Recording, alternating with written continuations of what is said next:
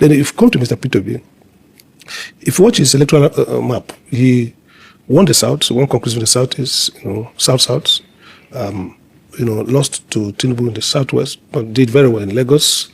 Atiku won in Osun, where Adeleke PDP held out for him, which I think today they're probably going to work for Tinubu. So Obi has to hold those in his constituency, perhaps improve the voter turnout. So if he gets 70% in Southeast, which he could likely get, but it's something now of each state having 1 million, 1 million, 1 million, or 800, then it's going to push beyond this 6.something million votes. North Central is critical for his pathway because Tinubu is also making a lot of good inroad in the North Central because of the politics of appointment and very strong seduction by his wife and the city minister. So PDP campaign has to fight hard to win back the North Central.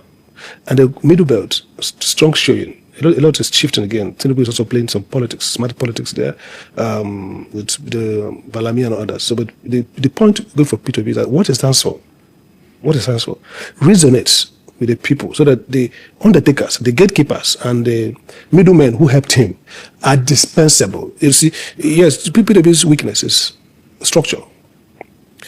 At some point, you need structure to close the deal. You need organization, which it doesn't seem to have competitively relative to. I mean, the other two candidates have a better organization and structure. That's fair to say. Yeah, and he doesn't pride himself as the organizational man. In fact, in many politics, maybe he's a champion of networks, small groups that are held together by common ideology, common belief, common trust in him, and they will go and work. In the last election, it was like spider game. It was like mosquito. Everybody's on the field. And that's, I think, is where he has strength. Retail politics. He has the energy to traverse Nigeria. He has the energy to probably go to each, let's say, local government in this country in the campaign. And talking to people, he has the appeal that no other candidate will have in terms of people meet him and they say, wow, if somebody meets him in the gym, for example, and he's doing 1 hour on the treadmill, and the lady says, this is real. The lady says, look, you are my president. Because something different. I mean, the lady sits back and watch Nigerian president or presidential wannabes, and they're like moving like a tired engine. Somebody's nudging them. They're stumbling. They're just jackhand, feet and starts. And he sees this person sprightly.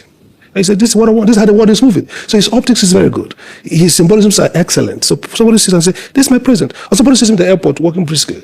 Or somebody hears him talk about the things that matter. So I think that at the level of retail politics, that's where he's going to excel. He's not going to excel in the big, land at the airport with, your team puts out money and you recruit 1 million people to come at the rally and the CC of heads. That's the politics of structure, those who have capacity, because those people are paid. They have to, even if they don't charge you money, you have to mobilize them in and mobilize them out. I don't see Peter excelling that. I think he understands his competitive advantage. That's why he's going for the retail politics. He's going to go to hinterlands, talk to people, talk to groups. And then those people evangelize, take up the message of talking to them. I know a strong APC leader in my state, Imo State, who called me and said, look, we're in crisis.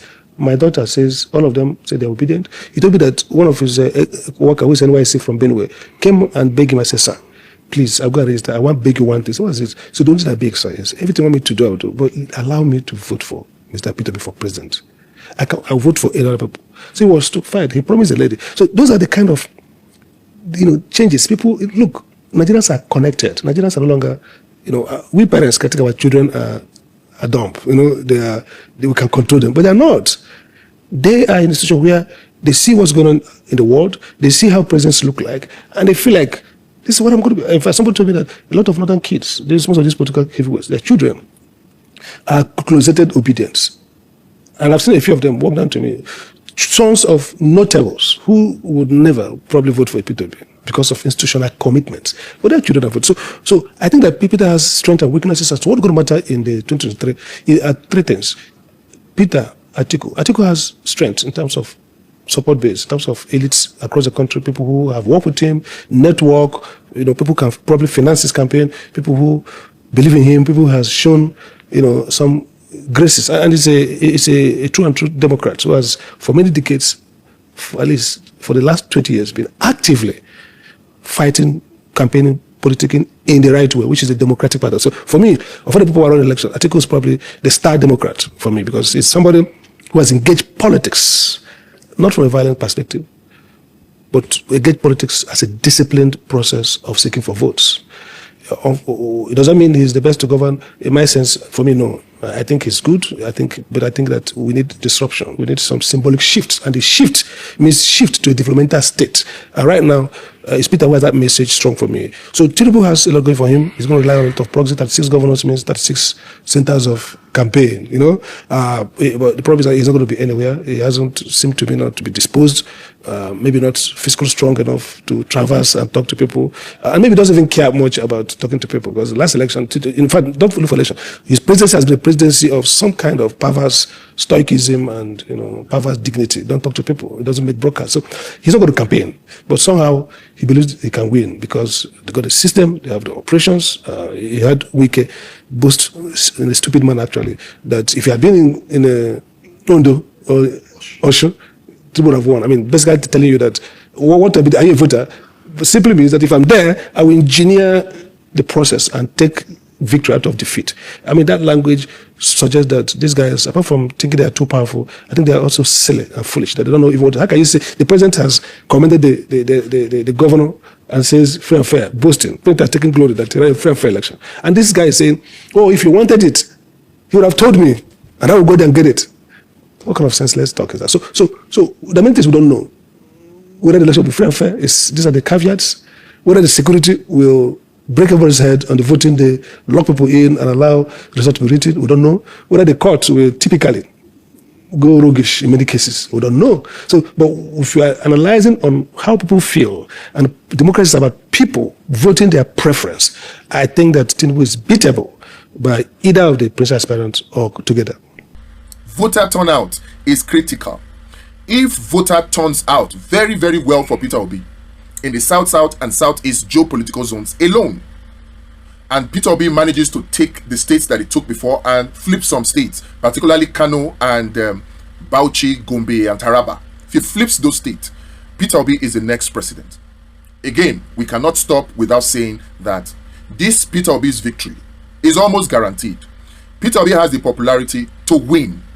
What he needs is the structure and the messaging to defend this victory at the polling unit. Many people have suggested that, Peter Obi should start, and the NDC and Kwankwanso should start with their agents now. I want to add, we're not talking about agents at party level.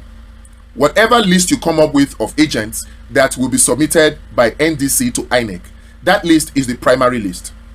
I want to beg Peter Obi and Rabi Kwankwanso, please, outside of the official list that you will send to INEC, come up with another list of at least 10 volunteer agents. We call them polling unit marshal. 10. We as Vote Watch are targeting 3, but you can do 10. Come up with at least 10 agents, PU marshal per polling unit, outside of what NDC will present. And the reason for this is not far-fetched, so that one will watch the other. The truth is, we cannot rule out the possibility of some of those agents selling out. Many people are trying to infiltrate the NDC right now to put themselves in position to be agents when they are actually saboteurs. They are wolves in sheep's clothing. On election day, many of them will sell out. Many of them will sell out. Not me, will. So you will need the backup of volunteer PU marshals or agents to put watch on those ones so that you can protect the votes from the polling unit. Remember, 2027 can only be won at the polling unit. Whoever loses at the polling unit, forget even going to court. Again, it is important to note that traditional campaign will not pay Obi because the time is not enough. 5 months for traditional campaign is not enough, and it's expensive, but the efficiency is not there. You need structural campaign, right? To make sure that Peter Obi is able to get the numbers out in the South and in the Southeast, and then he's declared winner in the next election. Yes, Peter Obi won 22 states in 27 election, but he said, but there will be a problem from Tinubu and Atiku. Now, so this man talk, you understand? So he said anything will mean Peter Obi don't win 22 states, you understand? But he say he don't finish.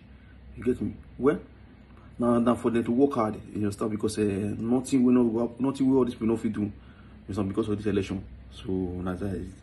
Well, I don't mind to talk too much. Also drop your thought on that conversation. Also from the moment date on Official Boy.